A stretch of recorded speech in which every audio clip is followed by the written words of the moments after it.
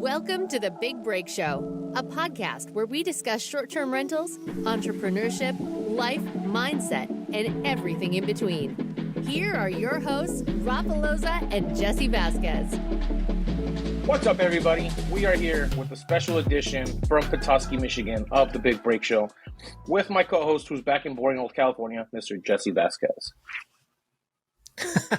Thank you, Mr. Rafa Loza. I appreciate it. We are trying to be very professional today, so I'm going to take my announcer voice. I'm actually going to drop my voice, probably like a couple ostinatos right now, so that I can sound a little bit more like an announcer. I can never be an announcer because I have such a big lisp. Have you ever heard that from me? Yeah, I have a lisp. I have. That's part of my personality, bro. Don't shame me for it, okay? You guys, I went to 20 years of speech therapy to get this fixed. I'm just kidding. I didn't go to any speech therapy. I wasn't about to make fun of you until you said that. Thanks, buddy. I appreciate it. But we have a special guest today, Mercedes Sanchez, who is in the Southern California area, LA to be exact. And she's doing something pretty cool on the co-hosting side. She's actually co-hosting multi-million-dollar luxury properties, both on the short-term and the midterm side. I'm fascinated by this because the financial gains are so high on some of these properties that she's doing, 30K, 40K, 50K, even on some of these homes. And for me, like, that's a super huge spread. Especially if you could pick something up for, say, a couple million, your mortgage is 10K, and then all of a sudden you're renting it for 20 or 30 even, and you're getting that $20,000 spread. But again, this stuff is not easy. It's a lot of work. And she talks about it into detail. So she's kind of got a unique story, right, Rafa? Yeah. This was actually a really fun conversation too. We're joking and laughing a lot. And I like the space where she's at because it's like, I don't want to say ultra luxury, but just big properties with just properties that a normal person would not book, right? She's talking about how she had professional Laker players there, and like she couldn't tell us who. I think we said she had Jack Nicholson, but it wasn't confirmed. Prince Harry. But, Prince Harry stayed there. No, I'm just kidding. But no, it was good. I liked it. I like it because she's doing co-hosting, and she's doing it in a unique place of co-hosting, right? Which is the big properties, which not a lot of people are doing because it's really high risk, but very high reward. So without further ado, everybody, hope you enjoy the show. And as always, we absolutely love y'all. I don't know why I always say the peace sign. All right, we love you guys. Enjoy the show. Hey guys, Rafa here. A lot of you guys have been asking me if I have a course, if I teach, if I mentor my short-term rental business, and the answer is I do actually. I just recently released my very first course. It has about 120 videos. If you're part of the monthly membership, we are adding 2 new videos a month in current issues or projects that I'm working on within the short-term rental business. And we do 1 monthly call live where you have access to me to ask me all the questions you want. So if you're interested in joining the course or if you want any more info, click the link below. It is application only. We only open it to a certain amount of students every month because we want people who are serious, who really want to be a part of this, who actually want to take their short-term rental business and grow it, or are starting from scratch and want to learn how to actually acquire properties doing rental arbitrage. If that's you, if you're serious and you really want to do this, click the link below, schedule a call with me or my team, and we'll get you going. Now back to the show. What's up, everybody? Welcome to another episode of I'm actually taking Rafa's words right now by yeah, that's not even our intro when we have people right now. Like Jesse totally screwed this up right now. I wanted to do that for a reason. So okay. I'm excited today because we have another California native, Miss Mercedes Sanchez. Thank you for joining us today. You're based out of Los Angeles, am I right? I am. Thanks for having me. Yeah, I'm super excited to have you here. Actually, I got introduced to you by Robuilt, and he's like, dude, you got to have her on your podcast. She's doing all these really crazy things. She's has these multi-million-dollar homes, and she's midterm renting them in Los Angeles and surrounding areas. And he started telling me the numbers that you were making, and I was like, that's not real. Like, is that actually truly real? And I think you're onto something really, really cool right now. And I think that there's a lot of high-end properties that have so much opportunity. There's a lot of money rolling around, like in general, just in the world. I mean, obviously there's a ton printed, right? We know that happened during COVID, but there's a lot of people that have a lot of money right now. So let's dive into like who you are, Mercedes. Let's get into that first, and we'll dive into your whole portfolio. Yeah, sounds great. Well, thanks guys for having me. I am in LA. Our portfolio is in LA. I am an LA native, but I lived all around the country. So I went to hospitality college, high school in Las Vegas, like the mecca of hospitality. I, of course, worked in hotels, which took me international, honestly. My last hotel gig was opening up Four Seasons Cabo. So I was in Mexico, in Cabo, learning all about real estate. Nice. There's residences there, construction, contractors. I mean, that really just gave me the boost to do this. And I'm also a real estate agent. So mixing the two loves for both real estate and hospitality, created our company. And you're right, Jesse, there's a ton of money, especially in LA, there's a lot of money, and people need to live somewhere. So here we are. Yeah, I totally love that. Yeah. Okay. So that was like, I want you to go into the details because I want people to know exactly how you got into real estate from hospitality. And the reason I ask is because you go from hospitality, like a lot of people don't think, hey, I want to get into real estate. So like, give us a little bit of detail behind that and how that came to be. Sure, of course. So I was in hospitality forever, obviously. Loved real estate. The company I work for actually has like residences that were built in to the hotel. So that kind of gave me a little taste like, okay, there is definitely like, there's a combination of the two. You just kind of have to find that formula, why there is a combination. And as I was working at the hotels, we were starting up my uncle's midterm. We didn't even know it was going to be midterm at the time. We just thought it was going to be an Airbnb. We didn't know there was permits or anything, right? We were just furnishing an apartment and praying to God someone was going to book it. Turns out it was like such a hot spot for travel nurses in the area, and we learned so much about midterms. And that took off, one, because of COVID. I obviously lost my hospitality job and I was working internationally. So borders were closed at that time. It was in the very beginning when even the Mexico border was closed. So lost my job and I was like, what am I going to do? And I was like, let's do Airbnb full time and figure it out. So I just started promoting ourselves, promoting my services, helping other owners in the LA area.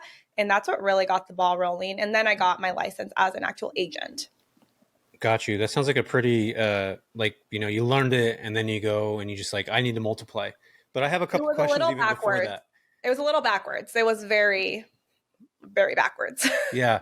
What the hell is the hotel like college? Like what is, I've never heard of that before. Can you explain this that to me? This is a thing. Okay. So Las Vegas obviously is ran on the tourism industry. There are different high schools in Las Vegas. The one I was supposed to go to, I moved there from LA to Vegas in high school. It was horrible. I was like, I don't want to go here. I get a random postcard in the mail and they're like, hey, we have a magnet school that's really emphasizing on hospitality. And you basically get to dress up like you're going to work every day and you get to learn about the hotel industry and go visit all the hotels like once a week. And I was like, sign me up. I want to go to all the hotels, eat at the buffets. Like, absolutely. And I had no idea what hospitality even was. I was a freshman in high school. Who knows what that is? And I loved it. I loved it so much. I mean, I was like top of my class. I got internships. I was promised a full ride scholarship to go into the hospitality program at UNLV, which is like the #1 program at that college, obviously being in Las Vegas. So totally loved it, totally embraced that culture. Right before I graduated, I got promised a job with Four Seasons Resorts, which is obviously the top of the top. And then I worked with Four Seasons for 8 years. I still to this day consult with them now. That's awesome. I didn't know that was a thing either. It's a thing, especially in Las Vegas when you live there. So hang on, because I want to dive into this, and Rafa's into hotels now too. So like I really want to get the whole picture of this. So when you're going to hotel college, are you breaking down the segments that are most important, like your EBITDA, your financials, your marketing, your not only the hospitality sector, and I want to ask you a question too in a minute, like what do you define hospitality as? But like what does the college actually break down, like for somebody that's like getting into this space right now? They're just like, and do you think it's even necessary? Okay, one, I don't think it's necessary. I don't think it's necessary because that's a trade that you could learn hands-on working in a hotel. Like, I don't think you need to go to college for this. Two, that's a great question, Jesse, because they do break it down. Like, we had hospitality law classes, we had accounting classes, like ROI, like what's your average nightly rate? Like, we knew all of that going into it. It kind of prepares you to like what branch you want to do in a hotel, because there's the sales side, there's an operational side, there's a finance side, there's a legal side. So yeah, you think of a hotel of your front desk, your housekeepers, and your chefs. But in actuality, there's a ton of other high-level jobs out there in the hotel field. And those classes kind of break down to like what your emphasis is. So instead of a minor, we had an emphasis. So mine was actually meetings and events, thinking I wanted to be like a wedding planner. But no, there's no money. No, but that's the essence of hospitality. If you think about like any type of planning for any type of like, that's your avatar, right? Like you're planning it. And we'll dive into how like that planning is actually helping you now with your career now. But I'm just like, I'm super curious because as Rafa's getting in the space and I hear him talking about with like Nick and Austin, these guys, like they'll talk about financials and like RevPAR and all these things that are based around the hotel industry when in fact they're now getting involved, you know, they're in the short-term rental industry too, and they kind of piggyback off each other, but it's a completely different animal, the hotel industry to the short-term rental industry. Do you agree to that? I do think it's a completely different animal, but I don't think they could be treated as short-term rentals at the end of the day. They cannot be treated as short-term rentals? No, because your consumer has different expectations. If they're booking a hotel or a motel versus a STR, I think your consumer has very different expectations, and it's up to the operator to make sure those expectations are clear and met. Got you. All right, cool. So now I'm going to ask you this question. What does hospitality mean to you? I think it's all about a service you provide. Like that's 100% what it is. Even going back to the expectations, like if you say you're going to have 24/7 customer service, does that mean they're in person or does that mean you have to like go on the app and talk to them? Even just knowing like someone's going to cater to you, they're going to give you restaurant recommendations. Like it's like the little things that makes you a hospitable person. Got it. Yeah, there's a book that I'm reading, Unreasonable. I finished it, Unreasonable Hospitality, and he talked about like service is black and white, hospitality is color. Like he talked about colored. How it's like such a different part of. Yeah, it's like there's so many different like factors into it. It's not like a clear cut like black and white policy or procedure. It's endless, right? With like the color palette, there's so many different routes in it. So going to that, this is something that I find a lot of people that are getting in this space have a hard time doing. How did you grow your portfolio so fast? Because that's something you did. Like you got your uncle's place, got it listed, then you're just like, shit, I need to do this for other people.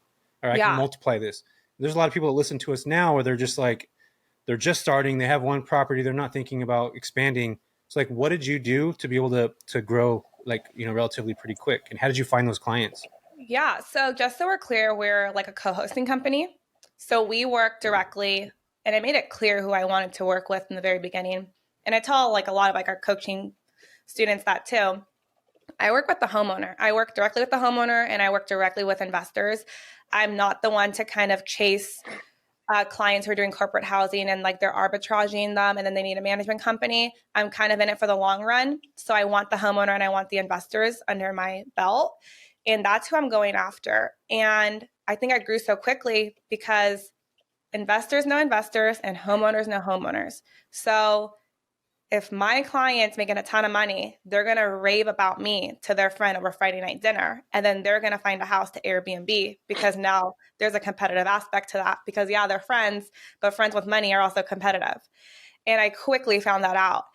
That's ultimately how we grew our portfolio is referral based. And we have a pretty good like social media influence and we found really great clients off social media, but ultimately was all referrals.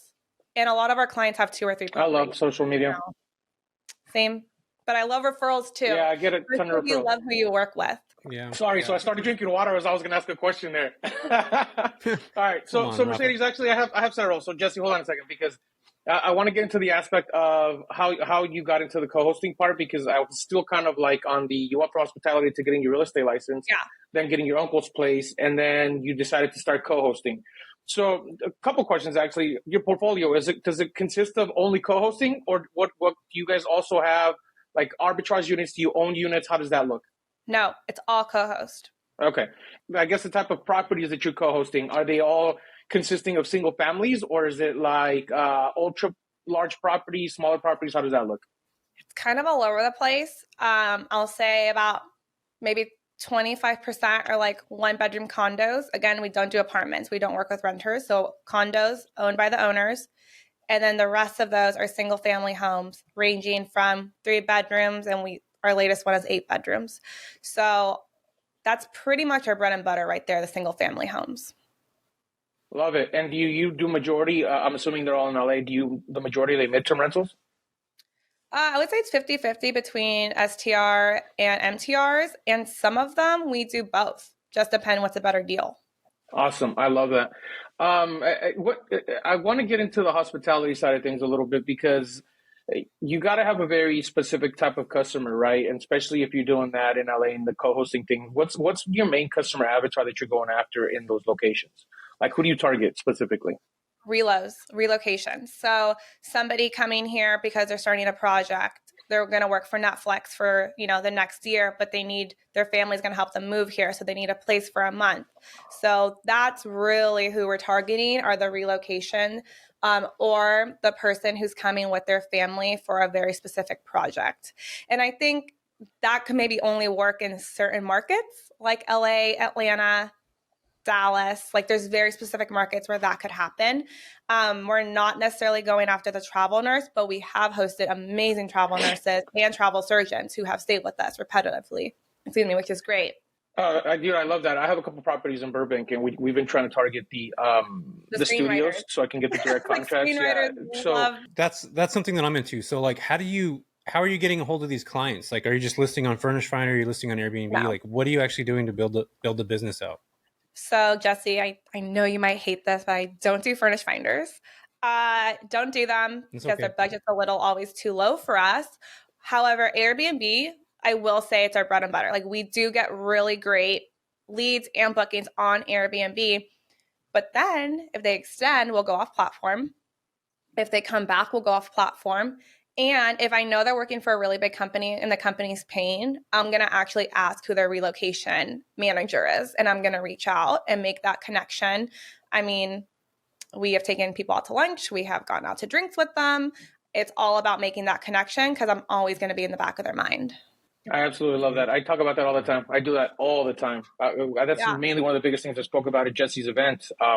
What was it, 2 weeks ago or something like that? So are you like super hands-on with your business in terms of the way it's being managed and the type of relationship you have with your guests? Yeah. So I strictly handle, at this point at least, I'm handling the agents, the agencies, the contacts. Like those are my contacts. As far as like the guest communication and like the operation, of course, that's running itself with our team. But I am like the sales, like director of sales. You could name me, I guess. Gotcha. All right. One last question, and then I'm going to let Jesse take over again. So what's the percentage of bookings that you're getting now from making these relationships and taking them off the platforms, off the OTAs? Honestly, about 50%. And so that's pretty good. Very high percentage. It's a very high percentage. So now they're coming to you directly? Yes. Like texting terms. I love that. And that's where it should be. Cool. And honestly, like, because they think I am. They want me to be super accessible. Like they'll text me and say, I have somebody moving out tomorrow to finish a project. So where can I put them? And if I don't have a house, I'm going to reach out to my network and still get them housed because it's showing that I'm making an effort to take care of them and to keep that relationship going.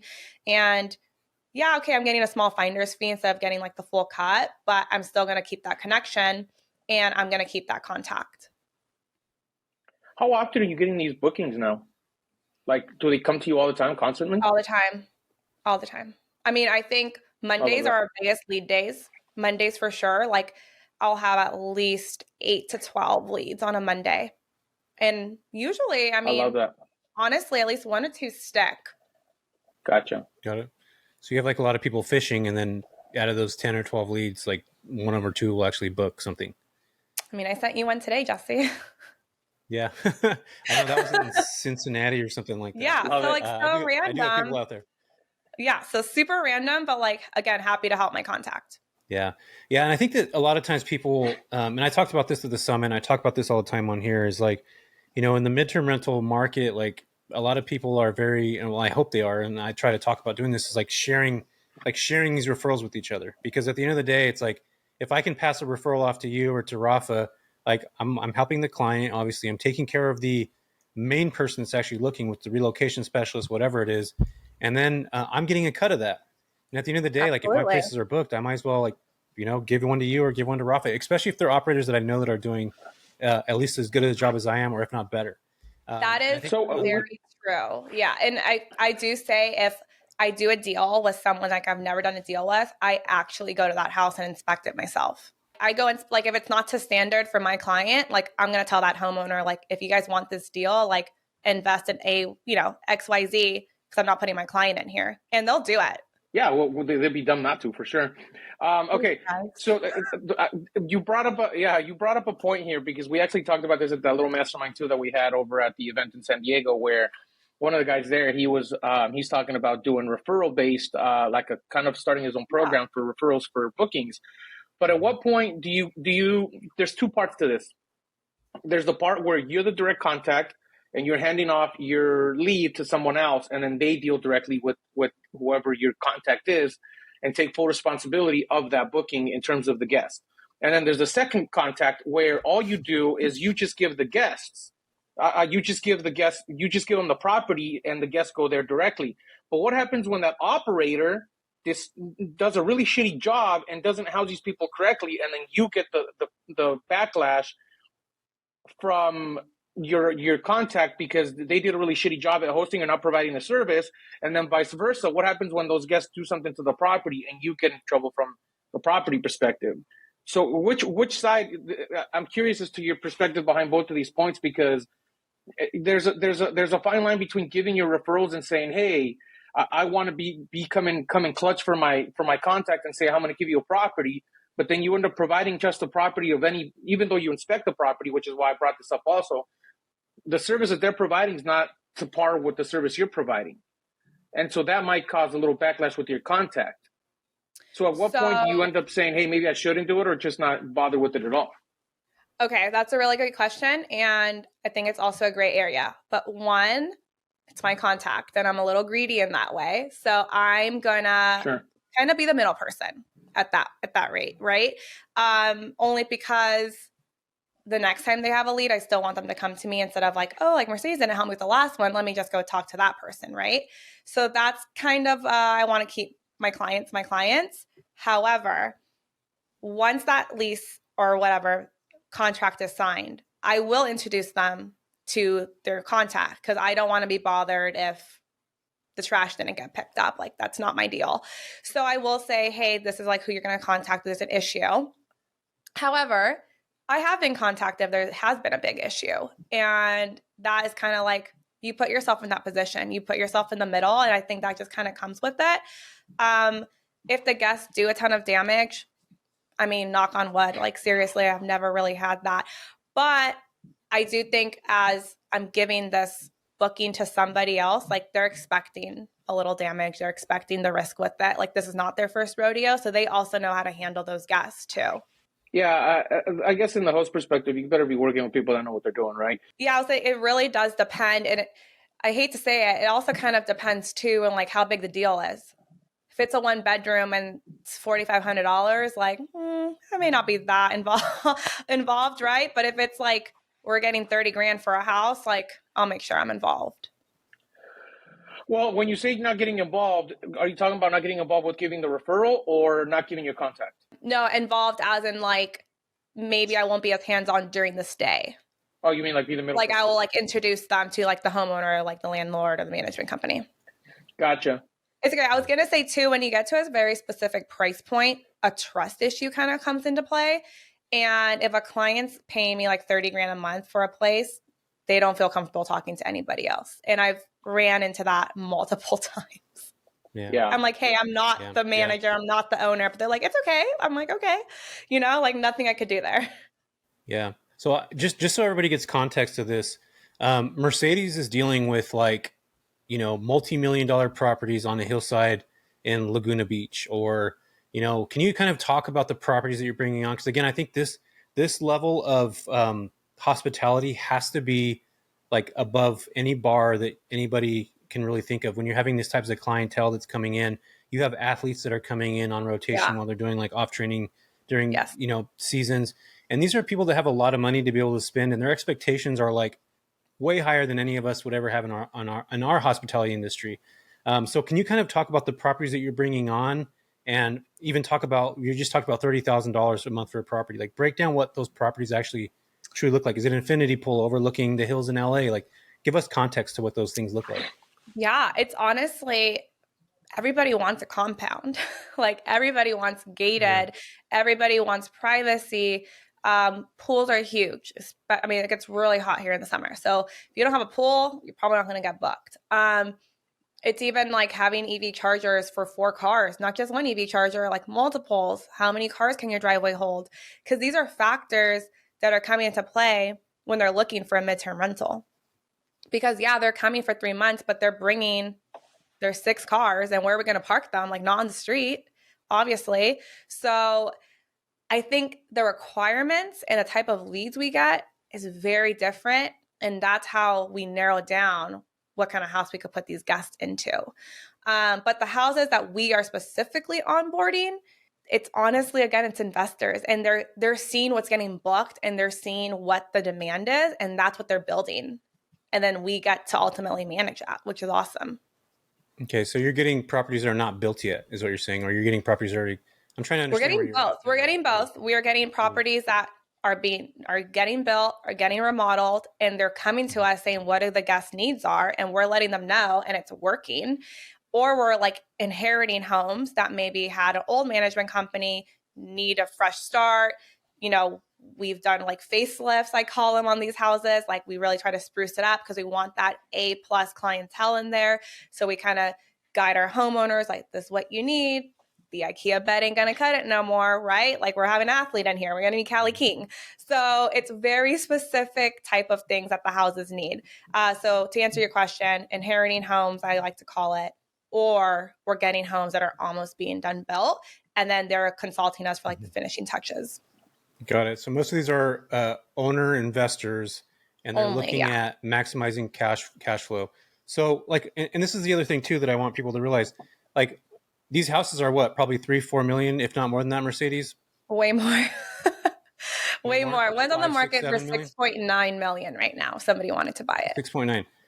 Okay, so just so you guys know, like a $6.9 million house is probably going to be like a $30,000 a month payment. Like, so we need at least realistically, that's the 50 mortgage grand payment. to make any type of cash flow. It needs to be 50 to 60 grand a month. Yeah. Yep. So how often are you guys doing deals like that? That's what excites me, is like, I see the opportunity. I'm doing this on a very smaller scale. Like obviously, like, you know, I'm not dealing with these multi-million-dollar corporate companies that are going to spend, you know, $50,000 for a client. That's a totally different tier. And you have to have a Rolodex, and you have to have concierge services, and we'll talk about that in a minute. But like, I'm just trying to figure out, like, okay, so I guess that's where I'm going, is you have these $5-6 million homes, and granted, if they bought them 10, 20 years ago, their mortgages aren't going to be as high. But say somebody that's doing a brand new build, you know, it might cost $4 million to run. They're going to have $30,000 just a month on holding costs on that property. So how are you able to determine how much that's going to be able to rent for? And then how are you handling the spread as far as the split as commission goes and things like that? Yeah, that's a great question. So when I onboard any co-hosting client, like does not matter if it's a 1-bedroom condo or the $6.9 million house in Calabasas, I talk finances with my owner. I'm like, tell me how much it is for your house to sit here. What's your mortgage? What's your electricity bill? And like, that's kind of personal stuff. Like they look at me like I'm crazy, but I'm like, no, like I need to know how much money to make you, because this is the only way it's going to work out. And the more money you make, the more money I make. I always tell my clients that too. Like it's super transparent with them. And at the end of the day, they do appreciate that. Like I actually, one, considerate of like how much money they're putting up, because there's so many like co-hosting, like I've seen, there's so many like co-hosting people out there or management companies that like they could care less about like how much the owner is putting into this house, right? It all adds up. Even if the house sits there empty, they're losing a ton of money. So one, we have to know the financials too. And we have to make sure it makes sense. If a house is going to make more sense getting like a long-term lease, we'll put it on MLS for them and get them like a long-term tenant, which is also a benefit of me being an agent. And then two, you're doing that through your broker, right? Right. You're doing that through your brokerage. Okay, cool. Yeah, okay. that's like totally separate, but it's like the best interest of the client, to be quite honest. Because the last thing I want them to do is be like, Mercedes, you got me in the red. Like that is like, I never want to hear anybody tell me that. And secondly, how to price those. Our pricing strategy really does come from the financial part of it and the season. So are you pulling market data? Yeah, we'll do our own comps. We'll do our own comps for these homes. Got you. Okay, cool. Where are you doing your comps from? How do you pull the comps? I do my comps from AirDNA, MLS, and Airbnb. It's a mix of the three. Nice. Yeah. No, I was going to say, it's funny. I'm actually going through a similar situation right now. I actually just got a text message from an investor that I work with that they need me to go check out this another property in Burbank. They want me to go look at it because they took it over again and they remodeled and they just redesigned the whole thing. So it's a similar concept. They rather I only work directly with investors. I don't co-host for anybody. On top of it, like I only do it for this dude because he's a friend of mine. But he's telling me the same thing. Like, hey, dude, come down and look at it. I need you to walk through, and I need you to, because he wanted me to do the whole design and everything. And I don't do any of that. And so similar point I'm getting at here before getting on a rant is a similar concept, except it's not a $6 million home. This is probably a $2.5 million home. That's still good because you know what? Those middle ground homes make the most amount of money because they don't sit empty. Yeah, they do killer.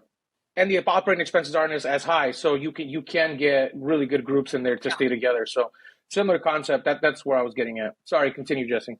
No, I was just going to say that the comps are so important when you're doing this stuff, and I do the same thing as you. I have a property management company, a co-hosting company. I can't call it a PM. Yeah, don't be calling it property management. Don't do that. Not in California. Like, what are you doing? Yeah. People will be like, "Come on, Jesse, you don't have a property management company. You're full." But yeah, I mean, at the end of the day, it's like if you're not in there to make your investors money, and you can make anybody's place work. Like I'm being serious. Like anybody's place can work. Like it doesn't matter where you pick it up. But at the end of the day, if that client's not making money off of it, then why would you even get yourself involved? And I think a lot of times people that are co-hosting, that's what they're thinking about is themselves. Like you cannot think about yourself in this space. You have to think about the client, because that client is going to give you referrals. They're going to put your name on blast if it doesn't work. And just because a house makes $5,000 and their mortgage is $4,000, after you pay expenses, they're only getting $3,300. So like, is it worth it for them? It's not. And that is, I'll say, like, we're we inherit so many properties because exactly what you just said, like the co-host is only thinking about themselves. Like they've never been asked their questions. They have no idea how much the mortgage is. Like, and I think that's so true. Like you ultimately, co-host is like financial freedom for you. But at the end of the day, if you don't have financial freedom without your owners, so you gotta make them money. Well, their interests are like they're on top of their priority over your own self. Like that's exactly what hospitality is. Like it's not about you; it's about your clients coming in.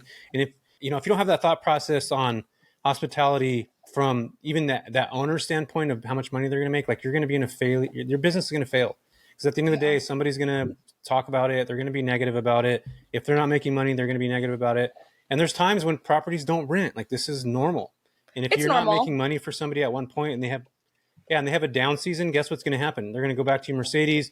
We didn't make any money. We're not making money. This didn't work. But if you made money the month before, then they're going to be like, okay, well, this is seasonality. And you got to explain those things to them. And I think that's where getting raw data is really important. It's like, hey, here's the trajectory of the next year. 2020 and 2021 and 2022 were fluke years. Like we can't look at that data.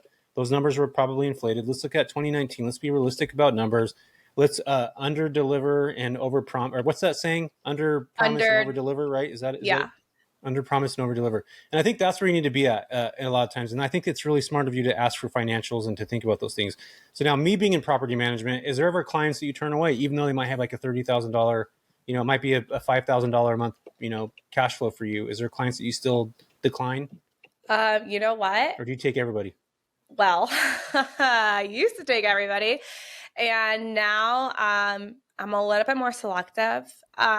If the homeowner is not going to put the work into it and not going to give you the money, I'm not going to take their property because one, it's going to make my portfolio not look fabulous, and that's not what I want. And two, I work with like very reasonable people. Like I want them to understand, like, you're a real estate investor, but now you're in the hospitality field. Like there's two very completely different industries that you have entered, and we're going to marry those industries. And so your life's a little changing. You're not like a landlord anymore. So if my clients are not understanding of that, I won't take them. It's more on the client versus like the property. Like I'll take a 1-bedroom. Like those 1-bedrooms kill it. I'm cool with that. But if the owner is like cheapo, I don't want that. Yeah, sometimes owners can be a pain in the ass, like to deal with. Sometimes, bro, why don't you got a co-host at all? Sorry. And you know what? Well, I know that's why you don't. If they're a pain in the ass, you're probably a pain in the ass to them too, and it's probably mutual. Yeah, well, Honestly, I think here's the split between this. I've been doing this for a while now, and I've noticed something very early on. Like, I like to work with investors that are just like, "Hey, dude, this is my property. Like, get it furnished. Like, we'll pay for it. Love We'll get all this those. stuff done. You run it. Yeah. You're the operator. Like, you know what you're doing." Right. But when you have somebody that's like wanting to get in every single piece and wanting to know, like, I actually have in my clause, and Rafael, I think I might have sent my co-hosting agreement to you. Literally multiple times it says you can't interact with what we're doing. We operate this certain way. If you interact, you're breaching the rules. We don't have any like specific 1 year contract. We're month to month. We can actually leave you just as much as you We're can month to month too. What I'm trying to say to everybody is, like, just because you have a client coming to you and it might be a good opportunity, at the end of the day, you have to see how they're operating, like see how you're communicating with them. Are they messaging you every 5 minutes before you even get started? The way that one person does one thing is the way they do everything. And that's something that I really learned early on in the space is if you have a client that's really, before you even sign them on, they're just asking a lot of questions, and asking questions is fine. But I'm saying like 2 a.m. getting a message, or like 7 a.m. Hey, we're going to do this. What about this? What do I need to do with this end? Or like that stuff we take care of. Like, you don't got to worry about it. Like, we'll handle that. I can almost promise you that once you get into contract with them, you're going to have that same kind of interaction in different ways, like down the line. So it's super, super important that you mesh with whoever's you're going to be bringing on. You guys have to have a vibe together. You even do. if it's not in person, even if it's remote. Oh, I was going to say, as the years go on too, like what I learned is if you're not setting those expectations to your clients in advance, they're going to text you at 2 a.m. Like they're going to text you at 7 a.m. So right off the bat, like you need to let them know, like, I look at my phone from 9 to 6.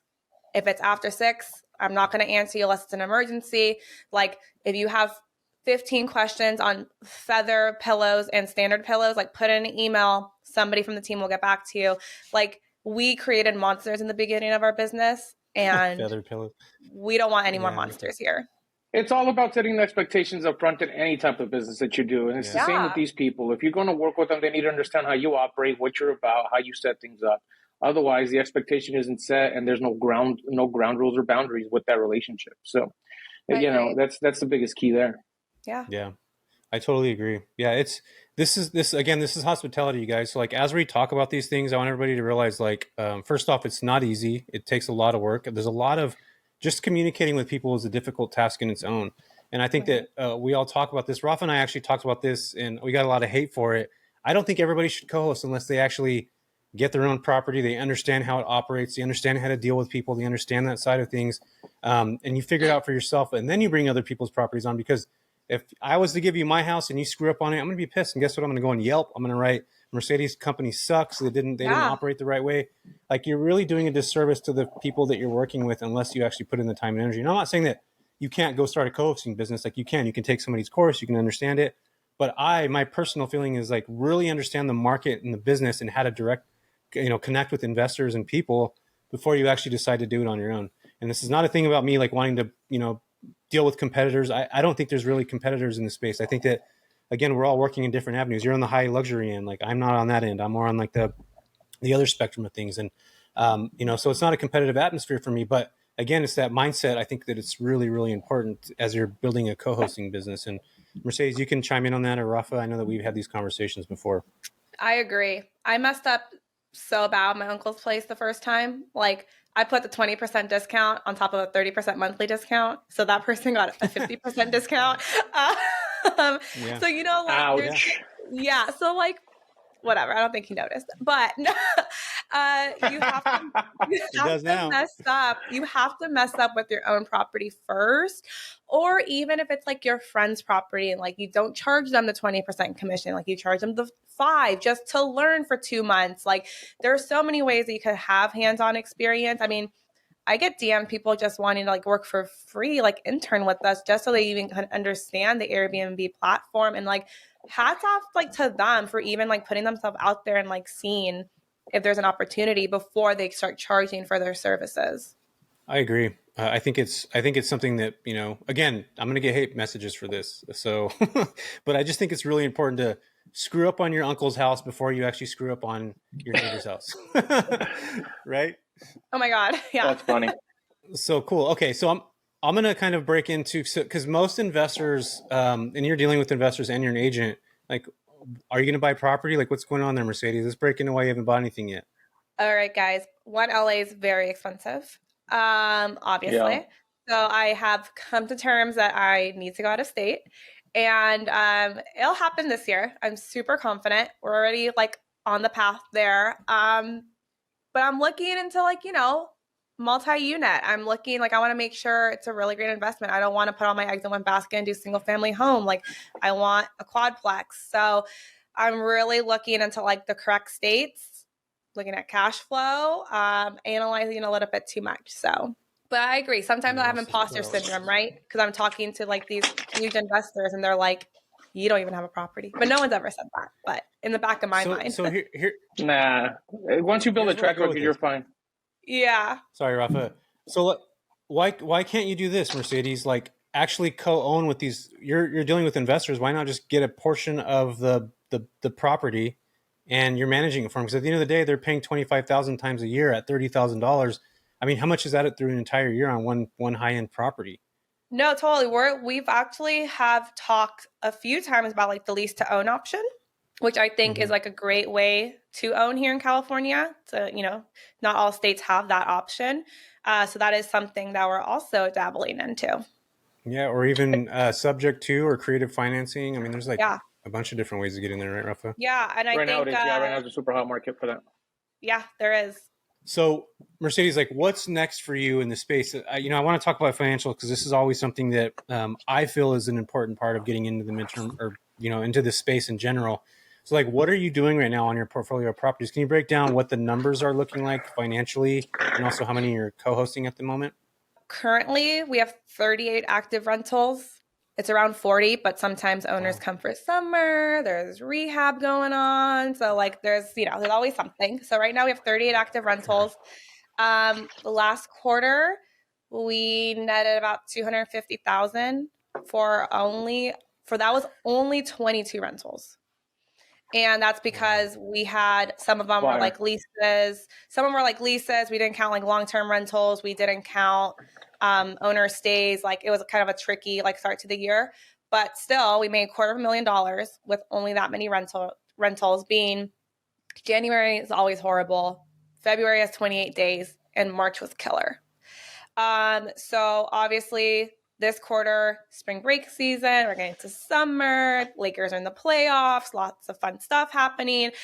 So we're definitely looking about like that $400 range. So that's very exciting. And as far as like commission goes, I mean, we're making anywhere from 15 to 20% of that number. So our business is definitely profiting, and we're reinvesting that money into our people. Like we're getting like our systems going.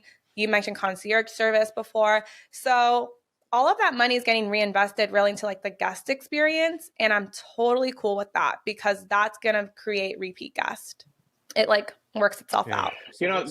That was actually one of my next questions, because when you told me that you were the one that did everything hands off, I wanted to know like what your plans to scale is, because you can only go so far when you're completely hands on.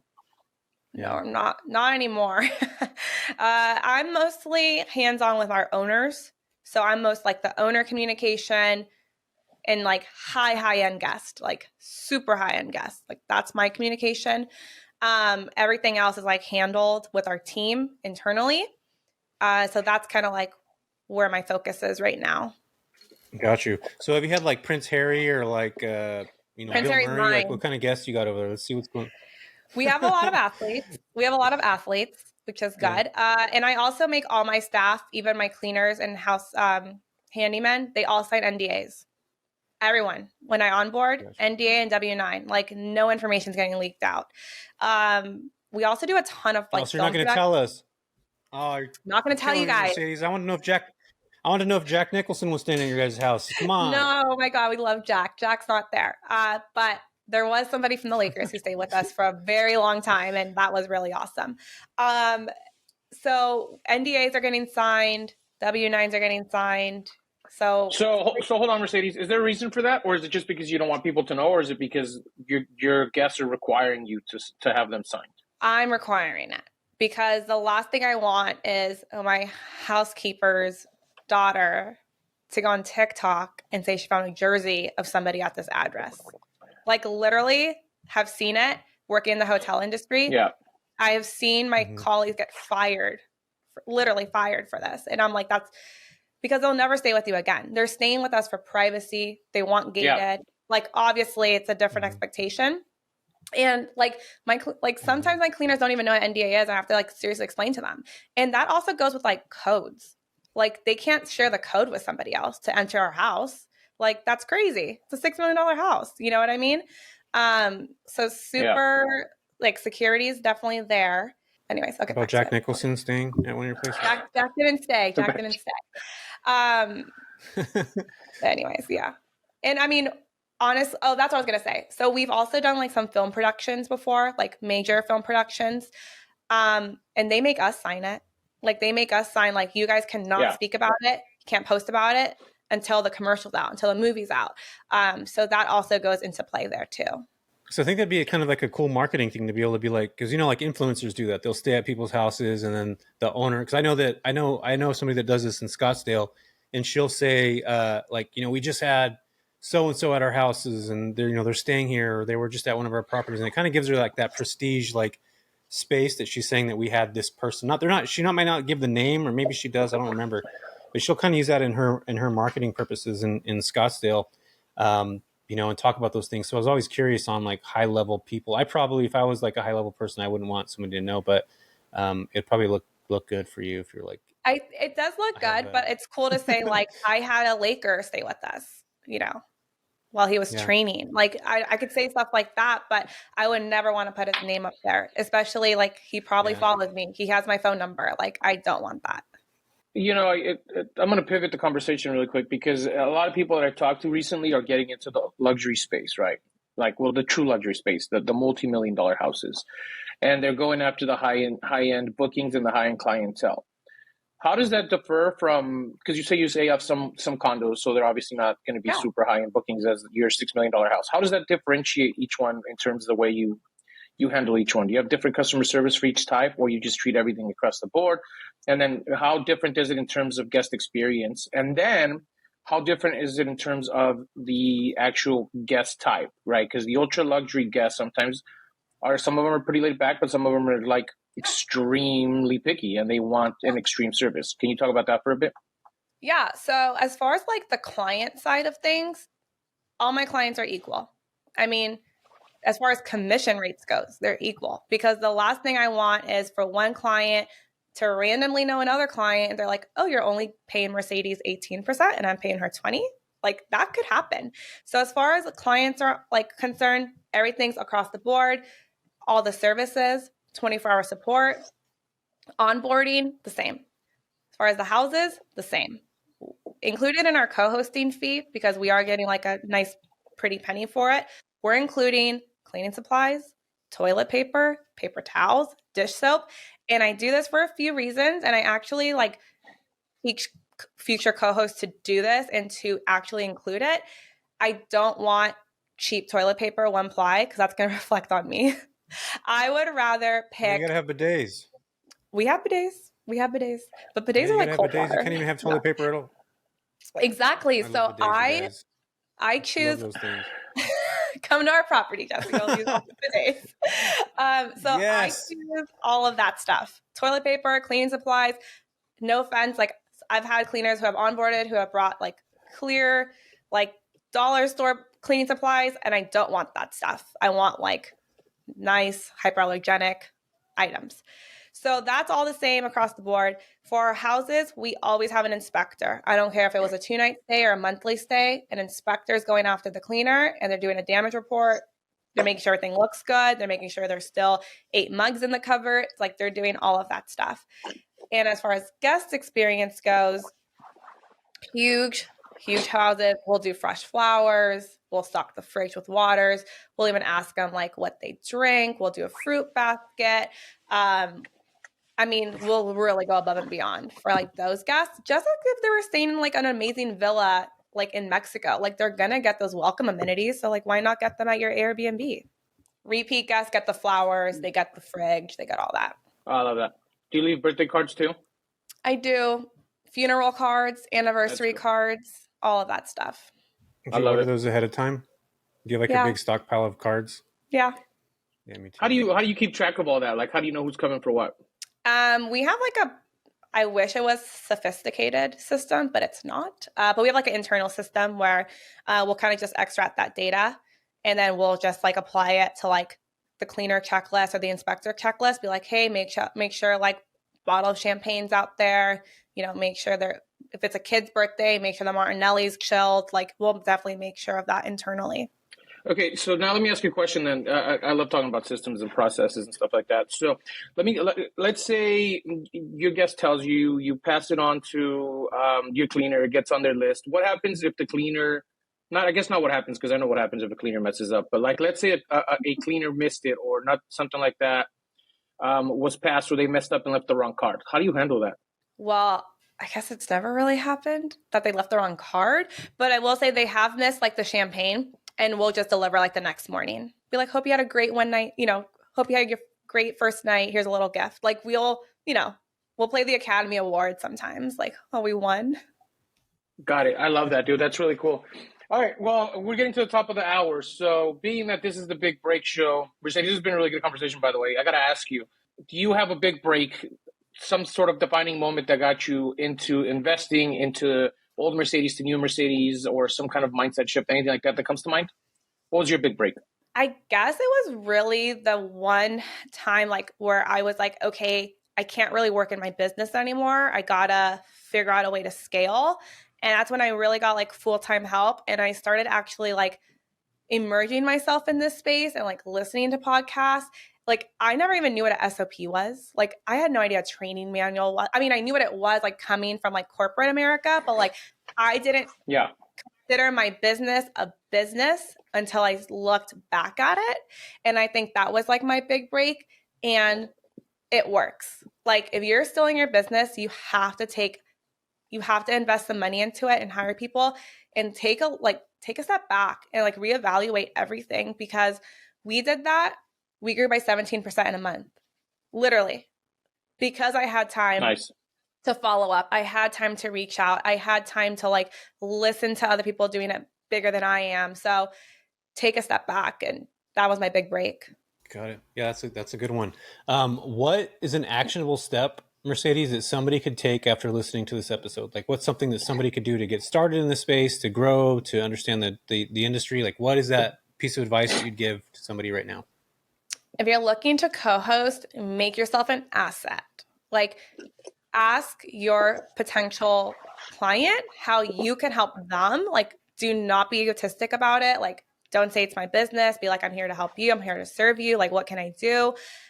Because they're going to feel so taken care of and they're going to ultimately trust you. And it's okay to be flexible in this business. And I think with the way the market's shifting, it's totally okay.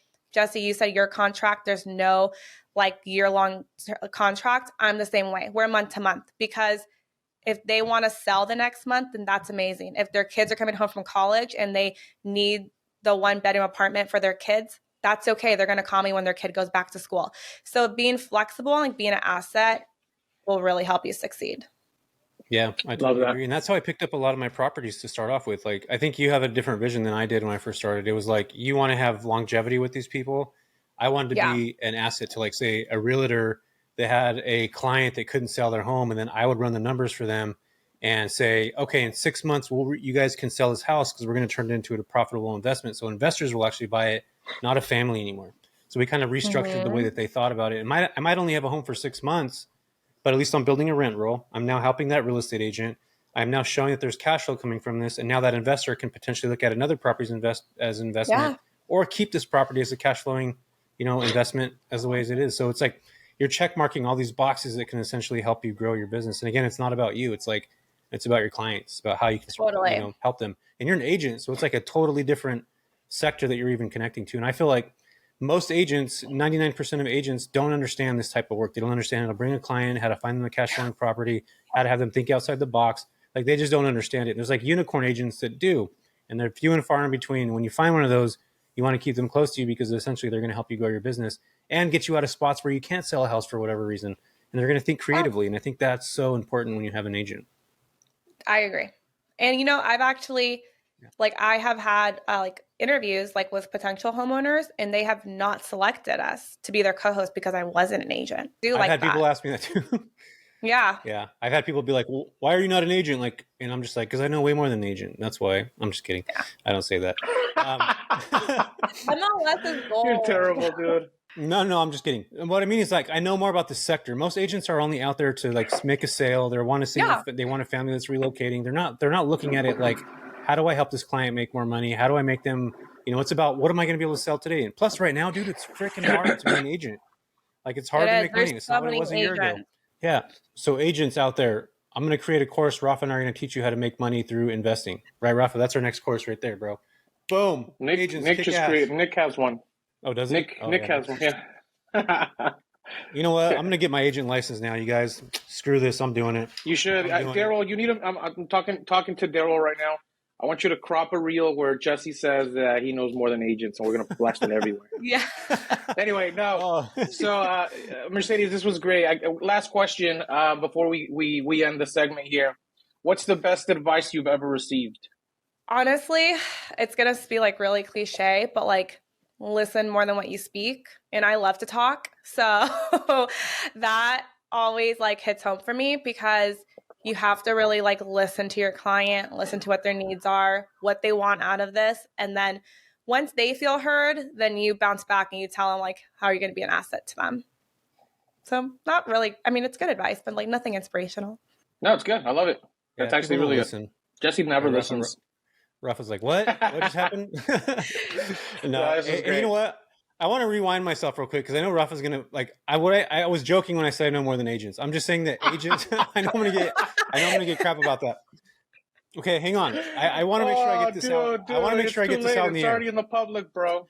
No, I know, but I want this. I want agents to realize because I tell my students this all the time. Like, there's agents that just don't understand like how these specific sectors of these markets, and if they understood these sectors and these markets, not only would they be able to help their clients, but they're also going to be able to build way more business because there's flippers. There's people that have bought, property 6 months ago, a year ago that are having to refi out of hard money, and they got to hold that money. They got to hold that property or sell it at a loss. If they midterm rented this or they decided to short-term rent it and they understood the numbers and they ran the numbers for their clients and they said, here's what you could do and here's how you can operate. Here's what we'll take. I'll only take a minimal amount of this. And if you decide to sell this in 6 months, then I'll get my money back that way. There's different ways to skin a cat right here. And whoever came up with that saying is freaking weird. I don't know why I just said that right now. But what I'm trying to say is that there's so many different things that people could do in this space to be successful, especially if you're an agent. Rafa's laughing at me right now. This guy talking about being better than agents and killing cats. That's all I got out of that. You know what, you guys? I'm done. I'm over with. This is it for me. I'm signing off. Oh, that was great. So there it is, folks. You're right, though. There it is, folks. Mercedes said it all. She went to college to be a hotel enthusiast. Left the. Did you get your degree, by the way? I forgot to ask you. Did you top of my class in school? Damn, badass. Top of her class. Ended up getting out of Vegas. Went back to LA, and here she is starting a midterm rental / short-term rental / high luxury end properties for athletes and Jack Nicholson and Prince Harry. All those people that she's not going to want to mention that I'll say it out loud. But anyway, yeah, we appreciate you, Mercedes, for being here. This has been a wonderful conversation. Where can folks find you at? MBX Homes, Instagram, YouTube. M? No, MBX M as Homes. in Mary? Oh, yep. M as in Mercedes, B as in Benz, X as in X-ray, homes.com. Got you. Love it. There you go. Awesome. Well, we appreciate you for being here. Thanks for showing up. And Rafa, thanks for calling me out in front of the entire world about what I just said about agents, which is not actually entirely true. So I'm going to leave it at that. You guys. Mercedes, thanks for coming on. This was fun. Thank you, guys. Thanks for having me.